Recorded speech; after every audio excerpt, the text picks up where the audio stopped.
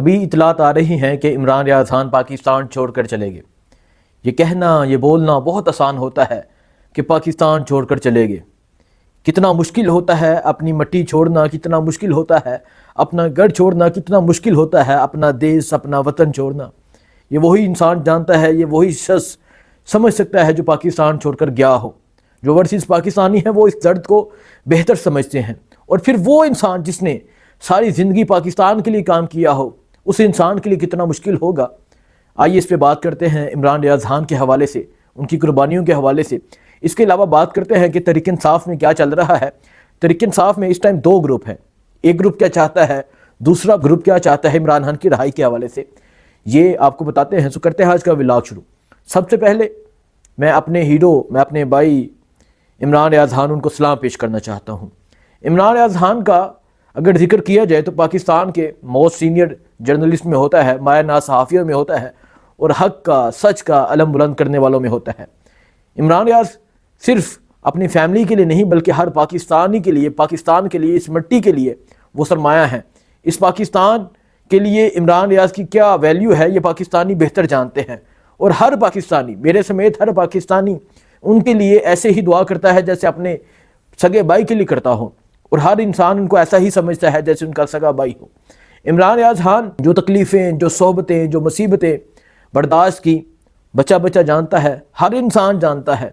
عمران ریاض خان جب regime change ہوئی اس کے بعد ان کی ایک تقریر سب کو یاد ہوگی، جس میں انہوں نے بہت زبردست تقریر کی، جس میں انہوں نے کہا کہ ہمیں بتایا گیا تھا کہ یہ چور ہے اور آج ان کو سلوٹ نہیں، ایسا نہیں ہوگا۔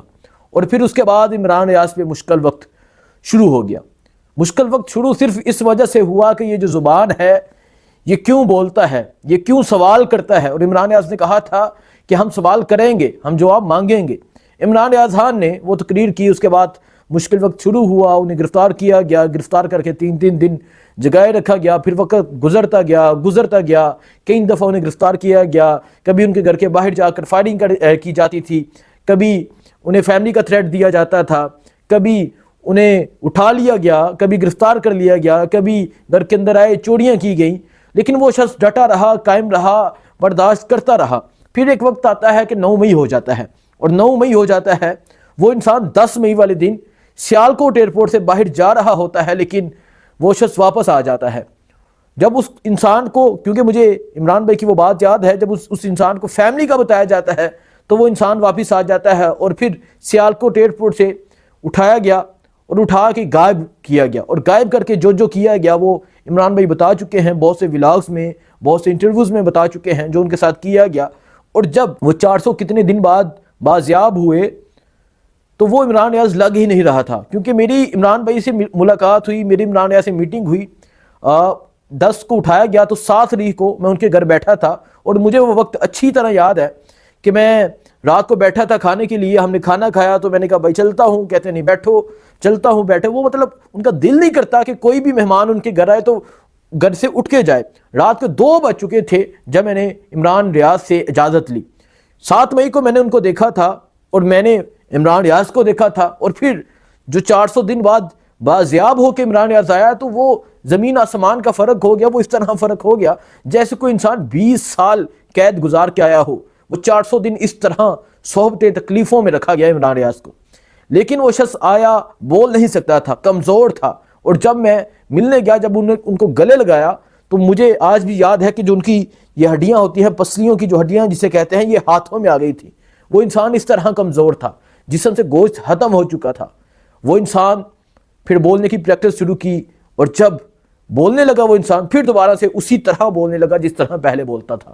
ہمت نہیں کم ہوئی، حوصلہ نہیں کم ہوا، ڈٹا رہا، ہمت نہیں ہاری۔ اور پھر اس کے بعد کبھی وہ کہیں شفٹ ہو جاتے تھے، کبھی سوات میں، کبھی دیر میں، کہیں شفٹ ہو جاتے تھے، اور ٹائم ٹو ٹائم وہ لوکیشن چینج کرتے رہتے تھے۔ اتنے حالات ان کے لیے سخت تھے کہ وہ خیبر پختونخوا میں بھی ایک جگہ نہیں رہ سکتے تھے۔ اس انسان نے بہت برداشت کیا، پاکستان چھوڑ کر نہیں جانا چاہتا تھا، حج کے لیے جانے لگا تو اس انسان کو روک لیا گیا۔ حج کرنے جا رہا تھا اور وہ یہ کہہ کے گیا تھا، وہ عدالت میں یہ ضمانت دی کہ میں واپس آؤں گا۔ اس انسان نے بھاگنا ہوتا، کب کا بھاگ جاتا؟ اس انسان نے بھاگنا ہوتا تو اس 10 مئی کو ہی بھاگ جاتا، جب وہ سیالکوٹ ایئرپورٹ کے اندر چلا گیا تھا جب اندر جہاز کی طرف جا رہا تھا، لیکن وہ واپس آ گیا تھا، وہ انسان بھاگنے والا نہیں۔ پھر اتنی زمین تنگ کر دی گئی ہوگی عمران بھائی کے لیے کہ آج یہ خبر آ رہی ہے کہ وہ پاکستان چھوڑ کر چلے گئے، اور اگر آج وہ پاکستان چھوڑ کر گئے ہیں تو میں اللہ کا شکر ادا کرتا ہوں کہ وہ گئے ہیں۔ کیوں؟ کیونکہ جان سے انہیں جان، یقیناً آپ کو پتہ جو ان کے ساتھ کیا گیا، ہو سکتا ہے کیا کیا جاتا ہے مزید ان کے ساتھ، تو وہ اب پاکستان چھوڑ کر اگر گئے ہیں تو وہ ان کا یہ فیصلہ بہت اچھا فیصلہ ہے، اور ان کے لیے اس پاکستان کی مٹی، اس پاکستان کی زمین اتنی تنگ کر دی گئی ہوگی کہ ان کو مجبوراً یہ فیصلہ کرنا پڑا کہ اب میں پاکستان چھوڑ کر جاتا ہوں۔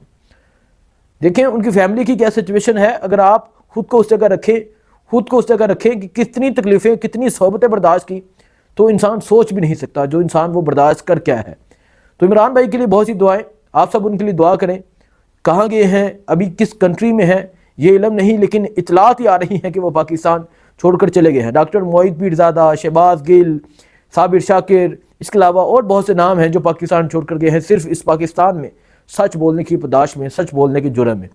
ان کے لیے اس پاکستان کی زمین تنگ کر دی گئی، وہ پاکستان چھوڑ کر گئے۔ انشاءاللہ حالات بہتر ہوں گے، انشاءاللہ حالات ٹھیک ہوں گے۔ اور میں کسی اور شخص کے بارے میں تو نہیں، لیکن عمران بھائی کے بارے میں یہ ضرور کہوں گا کہ وہ پاکستان آئیں گے، ضرور آئیں گے۔ یہ پاکستان ان کا ہے، ہم سب ان کے ہیں، یہ مٹی ان کی ہے، یہ دیش ان کا ہے، یہاں چاہنے والے ان کے ہیں، یہاں بھائی ان کے ہیں، یہاں بہنیں ان کی ہیں، ہم سب عمران بھائی سے محبت کرنے والے لوگ ہیں۔ اللہ ان کی حفاظت کرے، آمین۔ اب میں آپ کو دوسرا بتاتا ہوں، تحریک انصاف کے میں نے 2 گروپ کے حوالے سے بات کی۔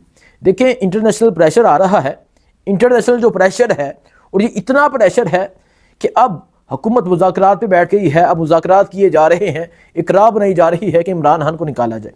لیکن جو میرے اطلاعات کے مطابق عمران خان کے حوالے سے یہ کہا گیا ہے کہ ان کو بنی گالہ شفٹ کر دیا جائے، اور کچھ تحریک انصاف کے لوگ کہہ رہے ہیں کہ ٹھیک ہے بنی گالہ شفٹ کر دیا جائے، نظر بند کر دیا جائے، ٹھیک ہے۔